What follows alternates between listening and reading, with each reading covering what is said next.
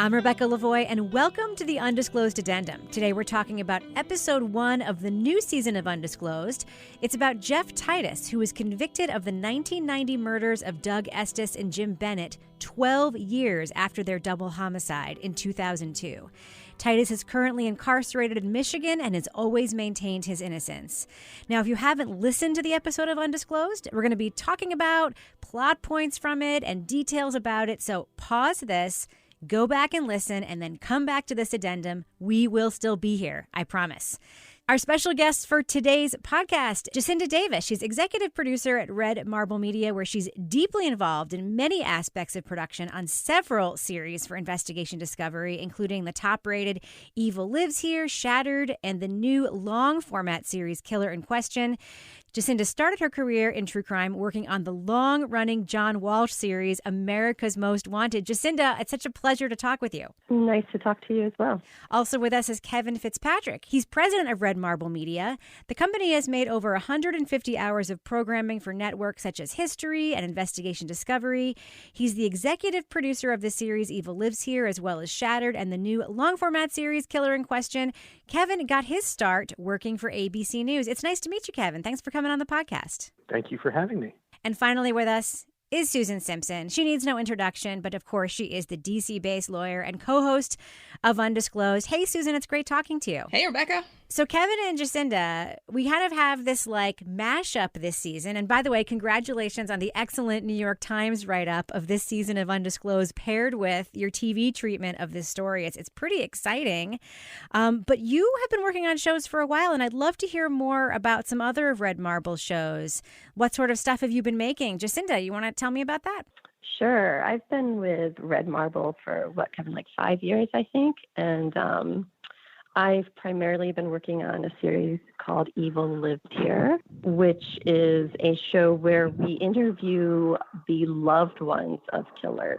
So it could be a killer's wife or daughter or husband or whatever, to get their perspective on what it's like to find out that someone who you love and trust turns out to be a killer and how that affects their lives. So I'm just curious, Kevin, what do you think of this idea that both the show that you are producing for Investigation Discovery and this podcast, this like juggernaut of a podcast that has been involved in so many wrongful convictions and, you know, played a key role in getting some people out? What do you think of these two things coming together when this first came across your radar that this is how this was going to go, Kevin? What did you think? Well, I thought it was great because we were in a position where we couldn't do the Titus story in its totality, right? Mm-hmm. Like we couldn't do the number of hours that Susan and Undisclosed can do and sort of give it that sort of fair shake and justice that I think that the story deserves. So we were very open to it from the beginning. And when Jacinda sort of, you know, brought the idea of Susan and Undisclosed to me, and Jacinda doesn't bring me ideas unless she really believes in them. And we both found this story to be amazing, that we hadn't heard of it before. And I thought that it lined up really well for us because, you know, Jacinda was just talking about Evil Lives Here. I mean, what we do basically for all of our shows, Evil Lives Here and Shattered, are POV interviews. We sit down with people and we discuss their perspective on what happened. And that's sort of the crux of how we make all of our shows, be they crime shows or science or whatever. And so we knew that Undisclosed did the same thing, that they're bringing people's perspectives and their POVs on what happened, and they're bringing that small element of what happened with them and how they saw it. They're creating a larger picture. So I thought that it would work great. And when she told me more about Susan and how they were sort of talking about it, I thought it was a great idea. I thought that the story would get more attention if we both did it. I'm curious about the concept for Killer in Question. I mean, I've done a little bit of work as an interviewee on Investigation Discovery shows. I've written a few true crime books, and I know that That network in particular, and a lot of true crime networks, really like to have cases that are buttoned up, that have, the right person incarcerated, where they can sort of tell the complete story. Potential wrongful convictions is kind of new in the investigation discovery wheelhouse. How did you get them to do the show? How did they come to want to do this show? I'm just curious about that. Well, it was their idea, and so you'll have to ask them if they still want to make it. But no, I'm kidding. It was their idea. They wanted to do a show that sort of pushed the envelope, and I think that largely came from some of the previous shows we'd done for them, like Evil Lives Here and Shattered, where the conviction of the case really became a secondary factor. What the primary factor became was someone's POV. I mean, we don't have any narrators in our shows, and Evil Lives Here, is about the family members of killers, but we don't talk about the crime very much. I mean, we talk about it at the very beginning and the very end. The rest are sort of their small perspectives of what goes on and how they figured things out. And Shattered is the same thing. And so Killer in Question was the next sort of incarnation in that. And I don't think we went into it saying that we're looking for stories where there's a wrongful conviction. I think we went into it looking for stories where people had differences of opinion. And that very naturally evolved into some of these cases where people are disputing whether there's a conviction. But the interesting thing that we wanted to do was find, as much as we could, people who were involved in the prosecution of the case or the defense of the case or investigating the case where they had differences of opinion, because that's really interesting. And it's easy to find family members who disagree with the findings of police officers or with the findings of a court decision. I think what we were trying to do was find cases where people disputed the evidence and they were the people who investigated the stories. And that very quickly leads you down the road to wrongful convictions. And I think the story came about, you're right, investigation discovery doesn't naturally do stories like that, although I think they're probably evolving more towards it. But I think it came down to they wanted us to push the envelope, which they often ask us to do with each show they ask us to make. And they trusted us to come up with a good story. And we never go into a show we're going to make with some kind of predetermined outcome. We go where the interviews take us and where the story takes us. And the Titus story took us into amazing places, which is how we ended up with Susan, because it became so big that we couldn't do it in a few hours. It needed more time. And ID trusts us to tell what we think is the best story. And that's sort of how we ended up with the Killer in Question that we have. I don't think anybody really knew what it would be when we started. But this is where we finished. Wasn't it only going to be an hour long when you initially? We were supposed to make, if memory serves correct, I think we were supposed to make 6 1-hours. And very quickly as we started making them, I mean, I think I knew before we started making them that we couldn't make shows like this in 1 hour. The shows that we make are 1 hour are usually one person's POV, and that's about what, then that's generally fine. And you're still leaving things out that. But I knew that we couldn't get all these different perspectives in an hour. When the pandemic came, we hadn't filmed everything in the series, and ID agreed to let us do all of these as 2 hours. And I think that some of them still needed more time, right? I mean, as we got into Titus, I mean, I think, we'd been working on it for probably all of 3 weeks, and Jacinda and I sort of said to each other, there's no way this can be an hour. Right. There's just so much material there. And every time Jacinda has this obsessive research sort of, I don't know what you call it, is it tick? We don't know anyone else like that on this podcast. Yeah, right. Well, that's why the two of them together, it's a little unsettling. But so Jacinda will Slack me or text me whenever she finds something interesting. And after a while, it almost became borderline annoying. Okay, right. I get that the story's interesting. Well, I just stopped texting you and I text Susan instead. Perfect. Yeah, well, that's never annoying to me. Yeah, it's actually great for me that's the whole reason I'm behind this partnership, is because it means I have to talk to her less. But I also knew early on that if I didn't get more hours out of the Titus story for Jacinda, that was going to be a problem for me.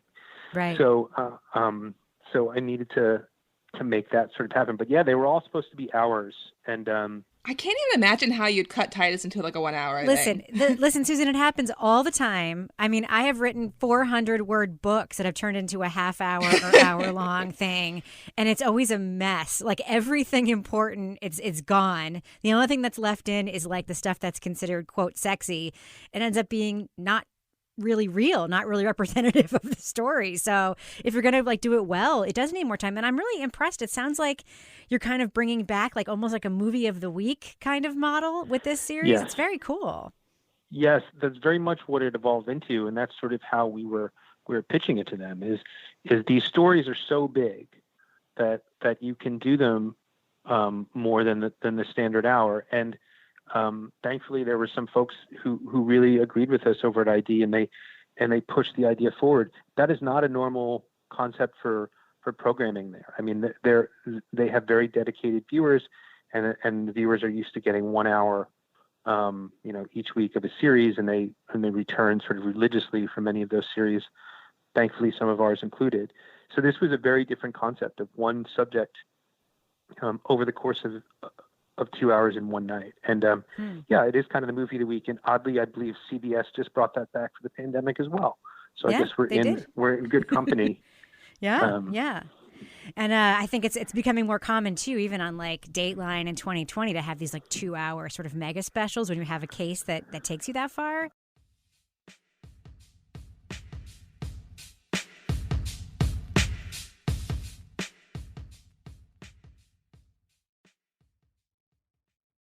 Jacinda, I'm curious about this case and how it came onto your radar. I mean, I'm always kind of wowed when I hear, I produce Undisclosed, so I hear sometimes the beginning of these stories. And the one thing that always like bowls me over is when you have an investigator who worked on the case that thinks the cops who ended up finishing it got it wrong. And that's what's going on here, which is like a super interesting aspect of this story. But I'm curious how it came onto your radar. So when ID came to us with this idea of making this series, I knew I would be traveling a lot. I knew I would be having to go to different cities. And I just started researching stories. And there's nothing noble about this, but I started researching stories in cities where I wanted to travel. I think the previous year I had been to like 23 or 25 cities shooting Evil Lives Here. And I was like, you know what? Now I'm going to focus on places I want to go. And I wanted to go to Michigan. I wanted to go to Detroit to check out Third Man Records. So I started researching murder in Michigan. It was really that simple. And Titus was one of the first stories that popped up when I started researching. And immediately I knew there's something special about it. Like you said, it's very, very unusual to find detectives who don't agree on the outcome of a case. And this many years later, they're still fighting about it. They still don't agree. The original detectives really believe Jeff Titus is innocent, and the cold case team absolutely believes they got the right guy.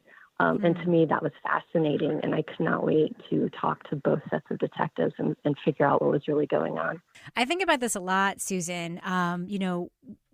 With any conviction, right? Whether it's, the right guy or the wrong guy. I mean, I've interviewed enough cops to know that when they've made an arrest and they feel good about it, it's not just a question of like the professional, kind of pride.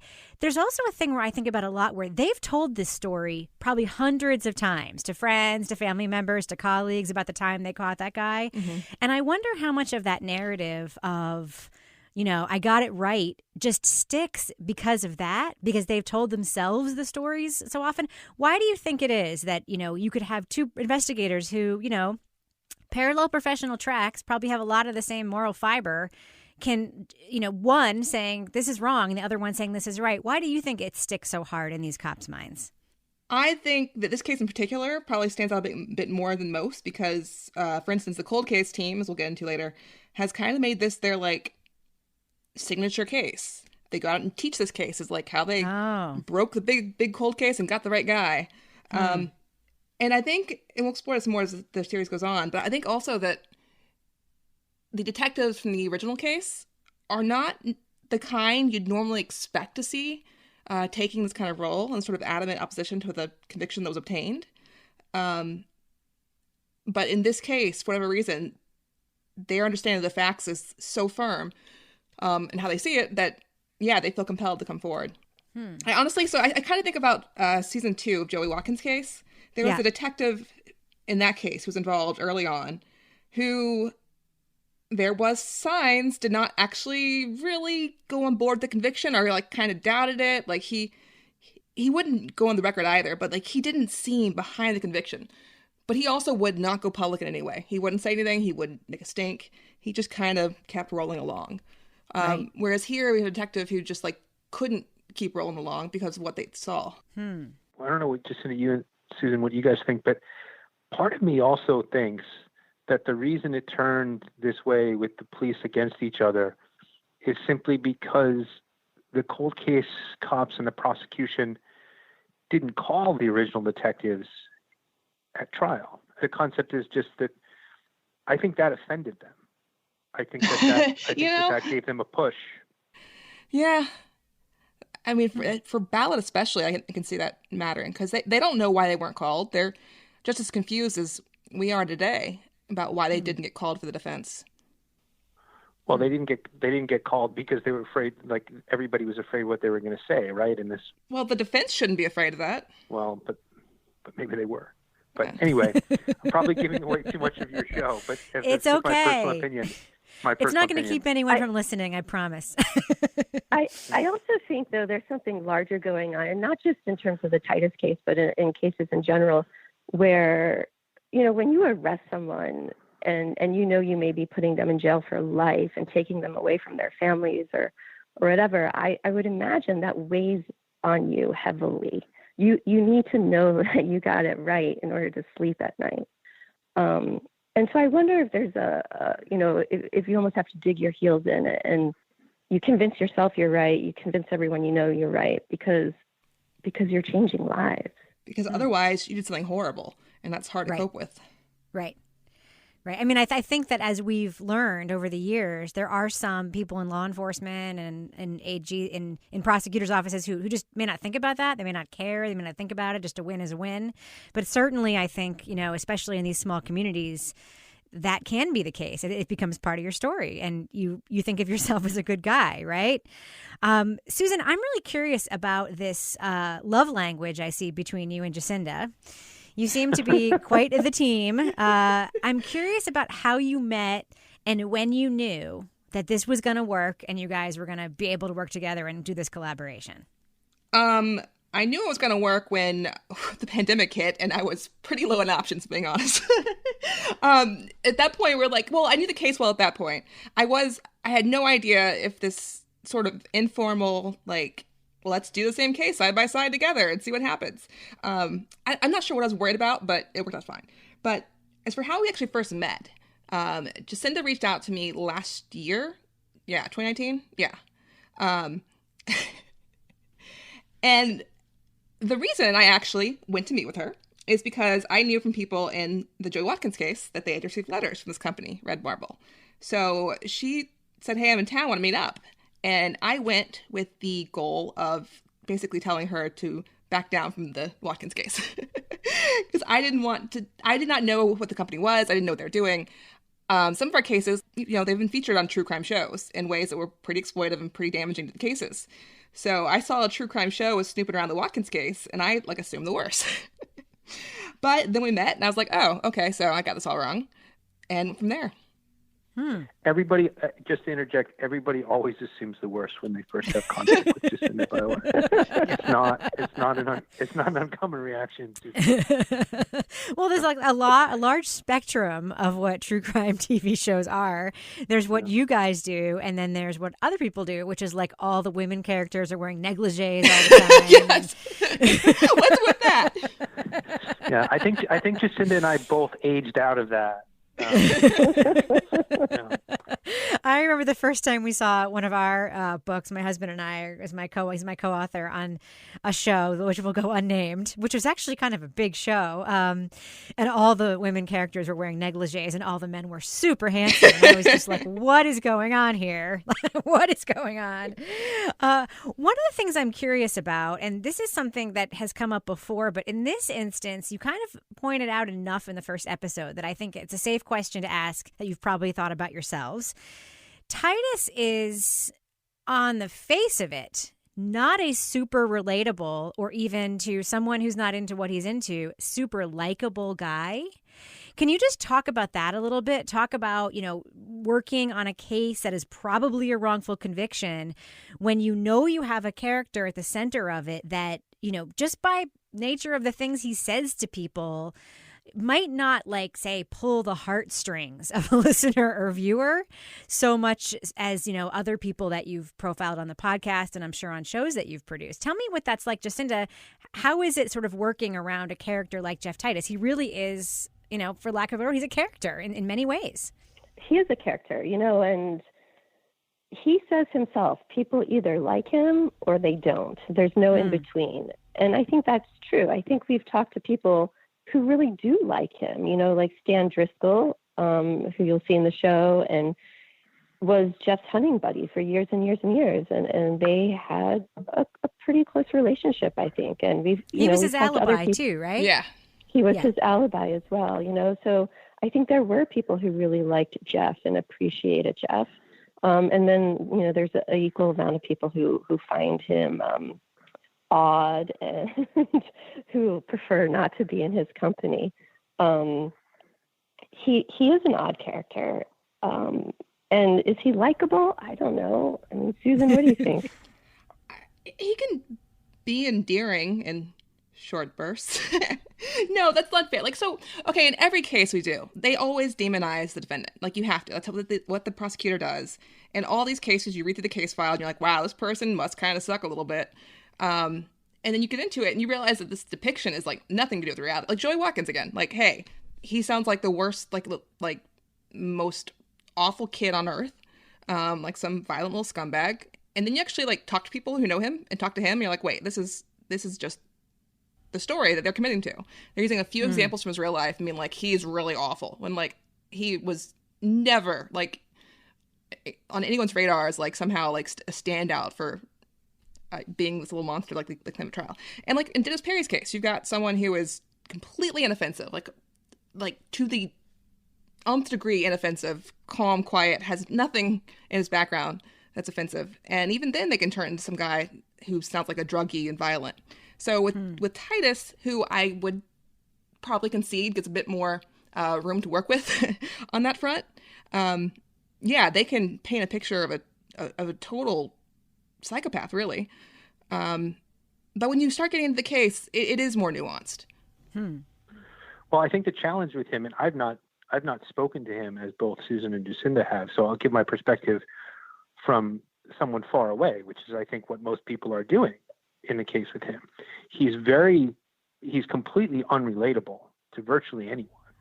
And so I think it's hard for people on the outside to imagine themselves in the position with him because he does not seem relatable in any way to virtually anyone. And he's only interested in talking about things that he finds interesting, right? As a scene that we filmed with him and his family on the phone. And, he doesn't pick up on social cues. It becomes easy for people to imagine him in a certain manner, be that accurate or not. But when you can't relate to people, I think it does become easier, whether they're guilty or whether they're innocent, it becomes easier to imagine them being guilty if you can't see a certain amount of humanity in him. And I think that it's hard to pick up on that from him from a distance anyway.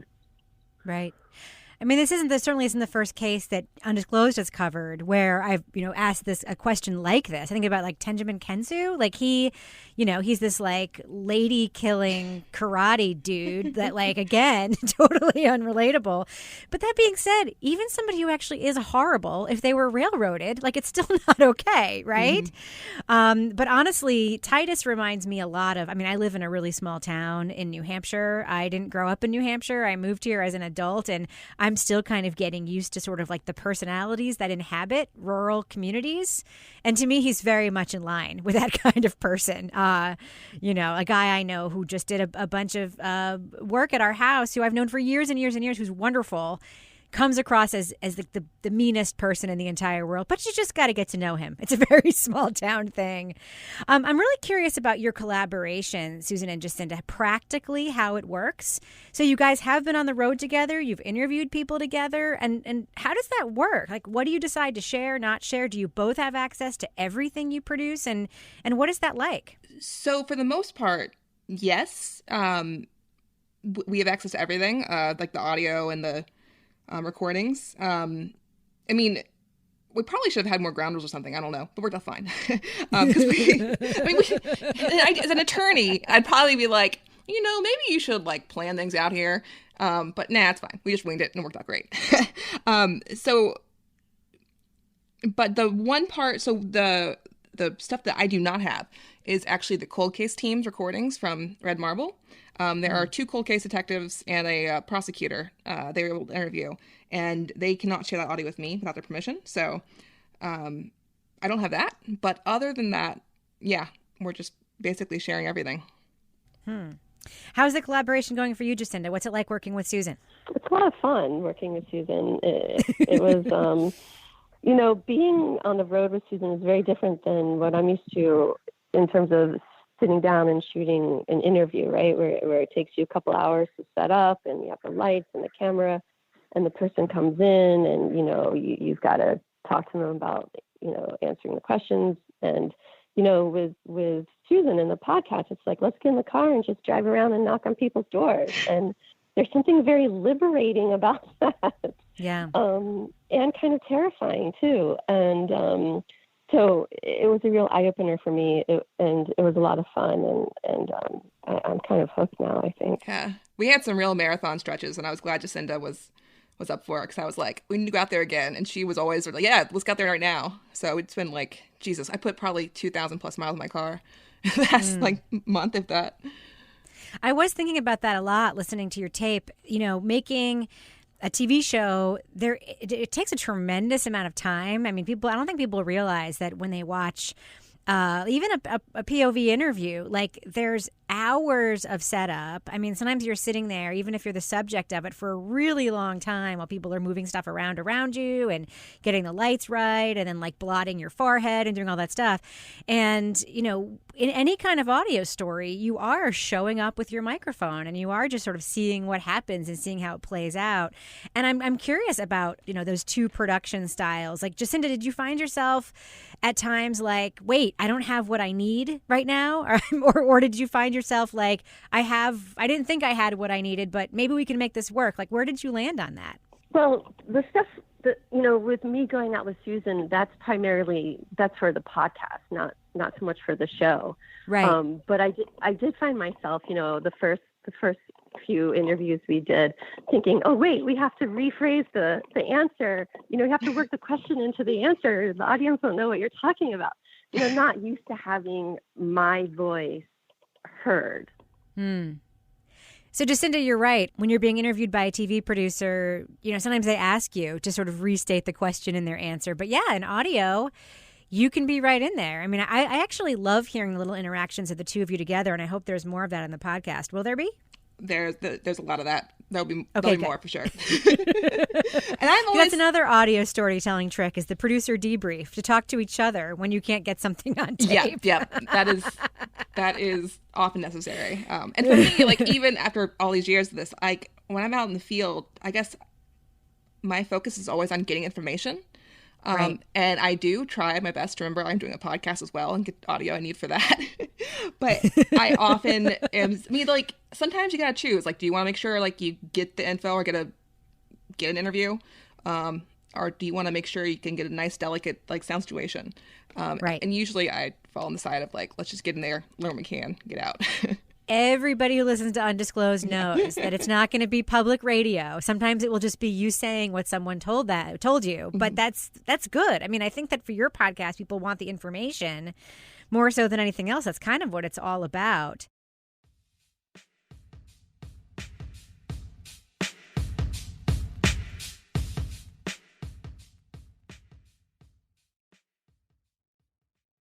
You guys are making this production, or were making this production, really during some of the peak months of the pandemic, I'm assuming. How did that work? I know that there's some tape where you're both wearing masks, so we've been warned about that as listeners, but you're also trying to interact with people, I'm guessing some of them sort of spontaneously, who may have been holed up in their homes, like not answering the door or being reticent to answer the door. How did that go for you guys? Jacinda, what do you think? As if they're reticent. Most people were very willing to talk to us. Too willing. Too willing. Most people would say, "Oh, you guys don't have to wear masks," and we'd say, "Oh, yeah, no, we have to." I like Jacinda's line, like, "Oh, if I don't wear it, my boss will get me fired." I started borrowing that. I started using that too. I'm like, I am the boss here, but like, you don't know that, so. Right. No. Yeah, Kevin, I blamed you a lot, so. It works out well, because when you don't take a mask off, someone's going to be like kind of questioning it, but when you say my boss makes me, they're like, oh, it's okay. Yeah, well, it's a recurring theme for her to blame a lot of stuff on me, so. But people were willing to talk. I mean, people would be like, why don't you come inside? And, you'd have to say, no, let's stay outside. Yeah, it's nice to stay out here. Let's stay out on the porch. Yeah. It is nerve-wracking, and it is, I mean, we've tried to be as safe as we can, but like, it's definitely a lot of tension, and I've definitely had anxiety over it. And then you have like little old ladies who are like, where would you feel the safest talking to me? Like, I want to make sure you're comfortable. Like, it's not about me, lady. Like, it's not my comfort and safety that the concern here. It's like yours. And they seem totally oblivious to that my actual concern is not me at all. Yes. You're like, I'm the one who's been going house to house for the last several weeks. And Jacinda, people kept telling us, like, at the door, like, oh, I don't have COVID. You can take that off. Like, you don't know we just met a second ago. You don't know where we came from. Like, I'm glad you don't have COVID, but you got no idea what we got. Now, Susan, you mentioned earlier, you brought up the Dennis Perry case. And I know that you think that listeners might see similarities between this season and the Dennis Perry case. What do you mean by that? There are definitely some overlaps, just in terms of timelines, in terms of the original investigators versus the cold case team. I mean, yeah, when I first started looking at this case, I'm like, oh, so Roy Ballard is our Joe Gregory, and Bruce Warsima is our Butch Kennedy, and the lead cold case investigator from the Perry case is kind of Mike Workema in this case. So the personalities definitely sort of fall into a pattern, and yeah, I was like, at first I was kind of like, do you really want to tell the same thing of like a late 80s, 1990 murder that was solved 10 years later by this new cold case grant and some overeager and very confident cold case detective who, suddenly found the answer that eluded the previous guys all over again. So that pattern is definitely recurring here.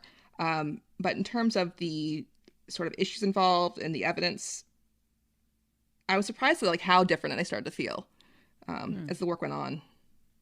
So was this a cold case unit that was funded by like a piece of legislation over a period of years? Like they had a limited number of years to, prove their mettle or something like that? Yeah, see, that's one thing I'm still curious about. Like there's definitely some overlaps with how like the cold case team in the Dennis Perry case is like, oh, it's a federal grant that we can't identify and can't explain that's funding this. And there's sort of a similar vibe here. I'm still not sure where the money is coming from, but keeping that money going was absolutely a factor. I have an excellent guess for you, Susan, because the same thing happened here in New Hampshire, and it was a federal grant that was Homeland Security money, post 9/11. So we had a cold case unit formed. They had 3 years to solve 100+ cases. Wow. Through a grant program. And, there is a lot of pressure because, of course, once a state gets that, they want to keep it. So they have a lot of pressure to get on the stick and solve some murders. They literally you had say to solve 100 cases. Yeah, they were given, oh, trust me, we've thought about pitching this as a TV show many times. But yes, the New Hampshire Cold Case Unit had 3 years, I believe, to solve 120-something cases. That was the amount of cases that were cold. There were a lot of cases sort of on that pile that have been resolved. By the way, the Bear Brook case, Susan, was one on the pile of cases that they were given to solve. It's probably the highest profile one that has. Man, can you imagine if they solved Bear Brook, but like only 98 of their cases? So they're like, sorry, you didn't get your 100. Well, it was interesting, and this is a little off topic, but they sort of organized them by solvability, right? Yeah. So there was like a sort of cold arson case where there was like, so they were able to solve some just by finishing the work. So they did some really strong prioritization, but then some of them just had, literally the resources hadn't been there at the time, or the technology hadn't been there. It's a very interesting sort of model, but I do understand why, if they have a big one like this one that they had in Michigan, why they would then use that and leverage it and then feel attached to it. Like I kind of get it, even though I think it's wrong. I kind of at least understand. It doesn't seem like it has those sinister motivations that we hear about in some of the other cases that you've done. Yeah. Well, these guys are very proud of their 100% record here. So. I'm curious, we talked a little bit before about Jeff Titus's personality. How much did his character and who he is work its way into the state's case against him? It was the state's case against him. Really? Essentially. I know you're going to get to that later, but tell me just a little bit about that. Most of the witnesses are not, there is nothing direct to tie him to the scene. There's they have a few witnesses that were a couple neighbors and stuff that, sort of have evidence, but I think probably at least 80%, maybe more. It's just old coworkers of Titus. Maybe not that much, but a good chunk, probably half, pushing more, is just coworkers from him over the past 10 years, or even before the murders too, and stuff they have to say about, how weird he was as a coworker. I was really curious about the detective's assertion that because he mounted his hunting trophies that made him a psychopath or something. Yeah. I'm like, so does everybody who mount their deer heads, you think that they're all capable of murder? That just seemed a little bit of a stretch to me. To be fair, Titus's interest is a bit more intense, and he probably has quite a few more than the average deer head collector. Happiness is a pile of guts, is that what he said? Although I looked it up, there's Etsy shops that have that embroidered into pillow. Really? Yeah. Huh. Interesting. So it's not just Jeff Titus, and definitely hunters get him a lot more than non-hunters. Right. But he's pretty single-minded about it. And he has to know not everyone likes hunting, but he does not seem to have actually comprehended this fact. Yeah.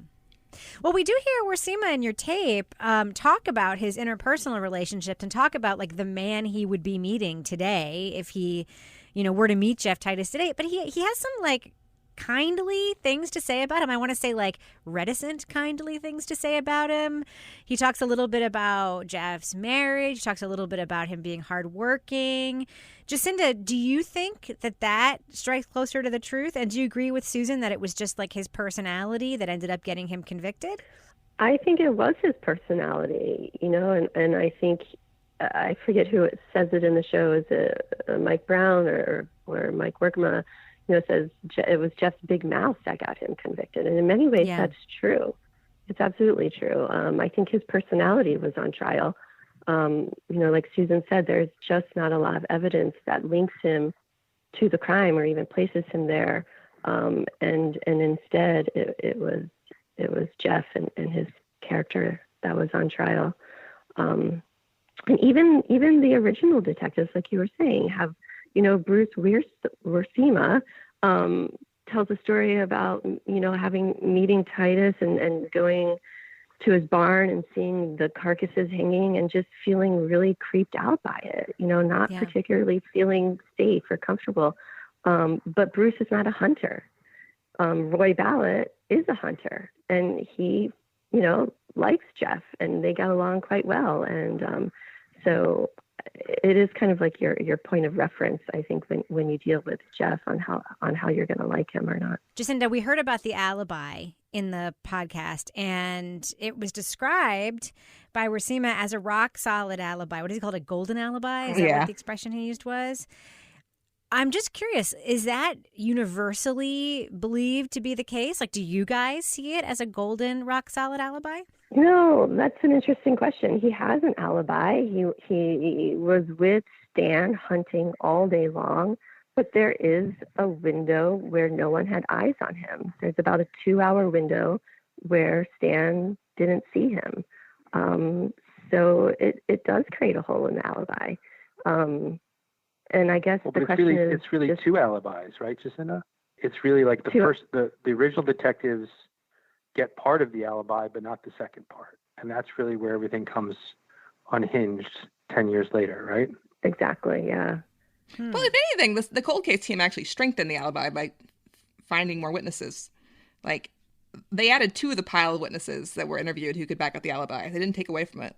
Can you talk a little bit more about that, Susan? What do you mean? So, it's a little more. One of the issues is that Stan Driscoll was not interviewed by the cold case team, or by the original investigators. The original investigators talked to the Shepherds, talked to Jeff, but there was someone else with them that day, namely Stan Driscoll, who it was not until the cold case team talked to him, they got him on the record as well. Huh. Right. So they used Stan. So Stan is another alibi witness that the original detectives didn't have. But Stan admitting that he didn't see Jeff for 2 hours is what the cold case team uses to sort of tear apart the alibi. Right. So their theory is that he, under the auspices of hunting with his friends, snuck away from whatever blind or whatever he was sitting in for the purposes of murdering these 2 people and then came back. Like that's the theory of the crime. Yes, but he couldn't have intended it. He had to sneak away without knowing he was sneaking away because he couldn't have known that there were any hunters there to kill. So I see. Basically, he had this itching feeling that someone somewhere might be near his property, so he had to go carefully drive all the way back home. Sense. Yeah, this is a man who we know lives and breathes for hunting. That's his favorite thing to do, and that's what he wants to spend every minute doing. So for him to just decide to pick up and leave his hunting blind when there's only a couple hours left to hunt, what would have been that motivation? What would have provoked him to all of a sudden decide to go check on his property 27 miles away? Right. I do have a question about the victims.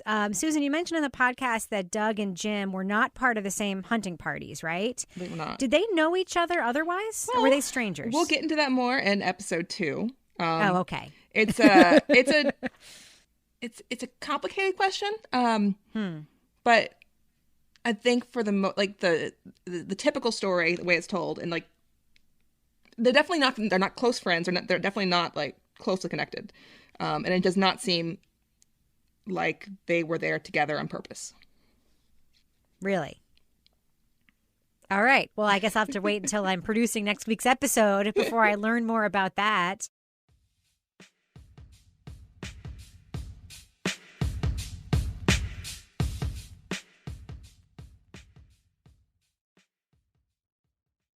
So what is Jeff Titus's current legal status? Susan, who is defending him? Where are we in terms of his case? Is this another one of those ones where there's hope, or is this another one of those ones where there's very little hope? What do you think? I mean, there's always hope. This one, his current attorneys are with the Michigan Innocence Clinic, so similar to our last case with Fred Freeman. And he has had appeals and habeas that have been denied, but I know that his attorneys are hard at work and that there is significant new evidence to consider. So I do think that there's reason to feel like this is not one of our longest lost causes, but nothing's ever easy or given or close in these cases. So yeah, right. I feel optimism, but the kind of tentative, don't get hopes up too much kind. Right. And doesn't the pandemic just add so much more pressure but difficulty to these? Because everyone's office is closed. No one's working on things. At the same time, it's more urgent than ever to get somebody out who shouldn't be there, right? It's extremely up. Yeah. And there's definitely a lot of stuff in his case that just ground to a halt because of the pandemic. It's and like he was at Lakeland, which I think is probably, if not though, it's one of the worst in America, if not the worst, in terms of COVID deaths. And he assuming he really, so Titus officially never had symptoms, but he was very, very desperately sick, like in February, which is kind of too early to have been COVID, I guess. But I sort of wonder about that one. Either way, he survived it. Although he was mentioning, Jacinda, about a couple people in his unit who were reinfected.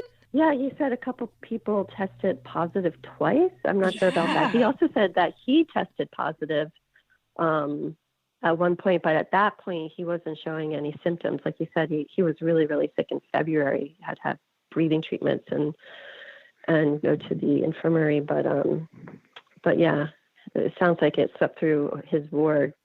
Well, Jacinda and Kevin, I'm curious, the Killer in Question episode on the Jeff Titus case is on November 1st. And what will I, as a viewer, see in that episode that I'm not getting from the podcast? No offense, Susan, but tell me why I should tune in and why everyone listening to this podcast should tune in. And then can you also tell me what's coming up on the show after the Titus case? Yeah, well, I think it's largely different in that I believe Jacinda and I both have very definitive opinions as to Jeff's sort of guilt or innocence. And if you ask me next week after the show airs, I will tell you what mine is. Okay. But the goal of the show is really to let the audience decide for themselves. I know that Undisclosed has, they believe he's innocent. I think the show for us is we didn't go into it with the perspective of, he's innocent and we want to prove that. We went into it with the perspective of we wanted to present two sides of the argument. And during that process, Jacinda and I came to our determinations, but we didn't put those determinations in the show. We want the audience to look at both sides and to determine that. And so I think that right there is the essential difference. Is that we want to let the audience kind of be the jury in this one. And we did our best to present the evidence of each side to the other side. We tried to show the cold case cops what we had, and we tried to show the original detectives what we had. And Susan aided us a lot in that at the end, being able to have a lot of that stuff that she's uncovered.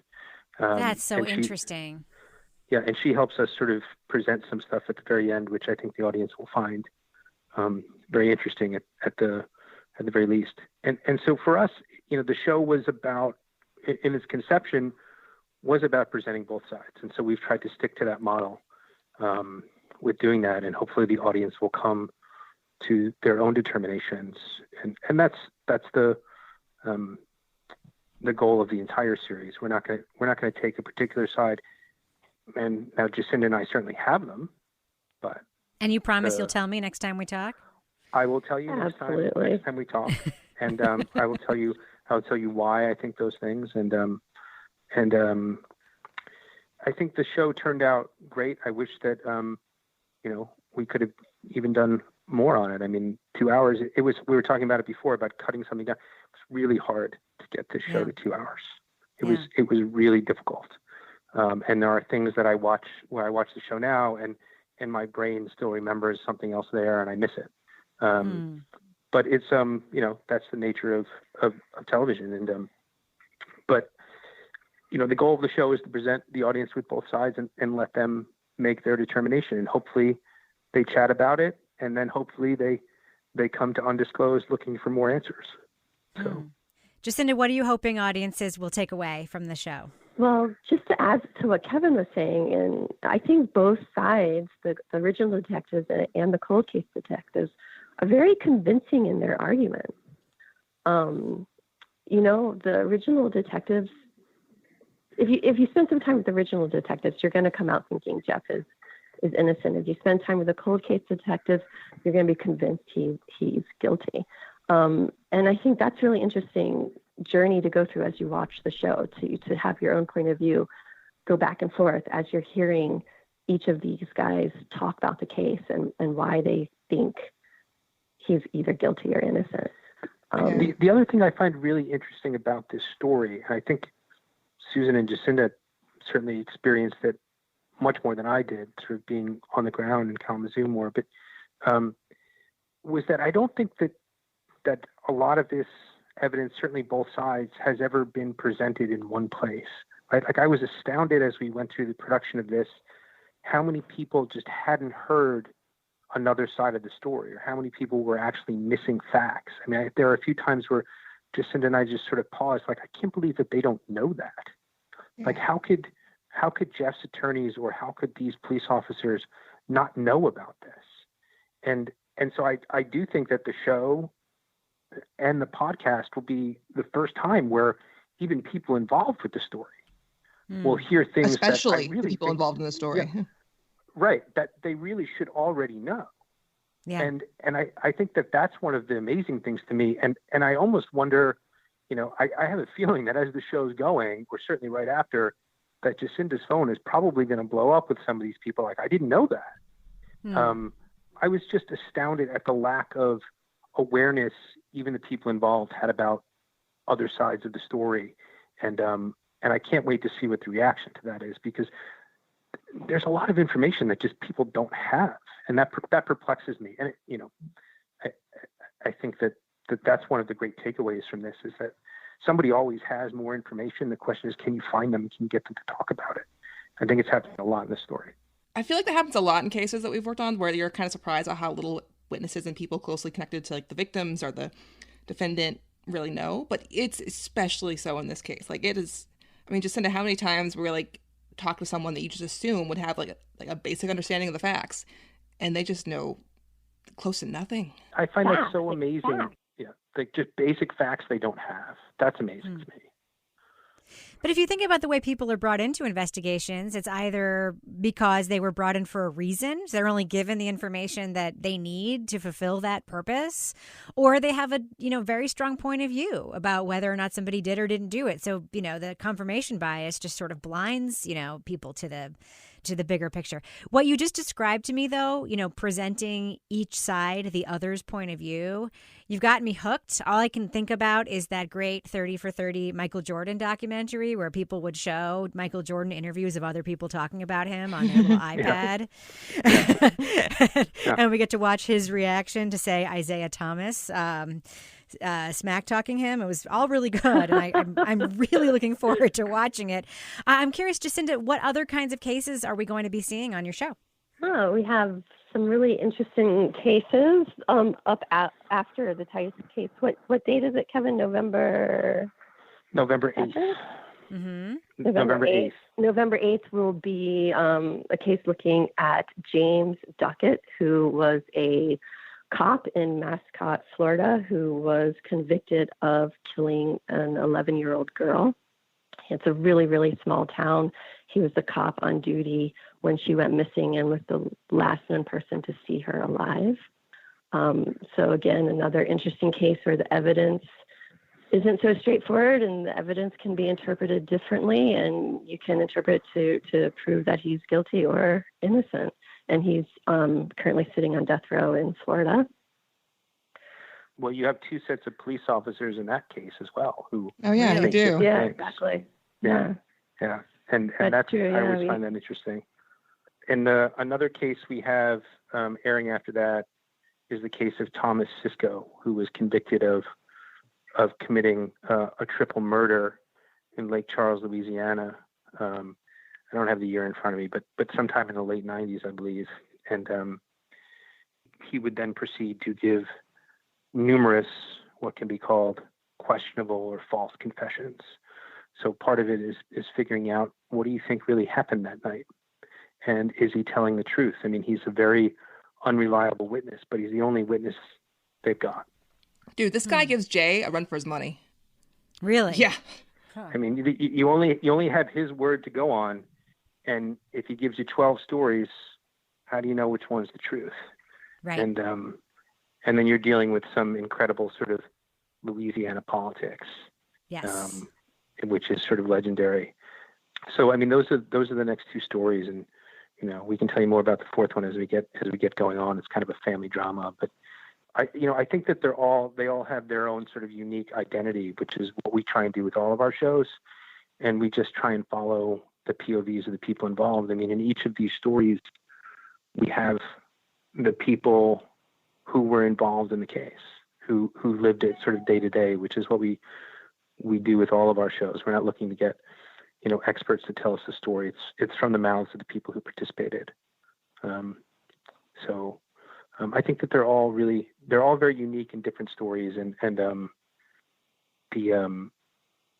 way that they function as a series, just in the sense that there's all debate about the evidence. That's it. There's nothing else that sort of ties them together, other than nobody's always really sure what happened. They all have different points of view.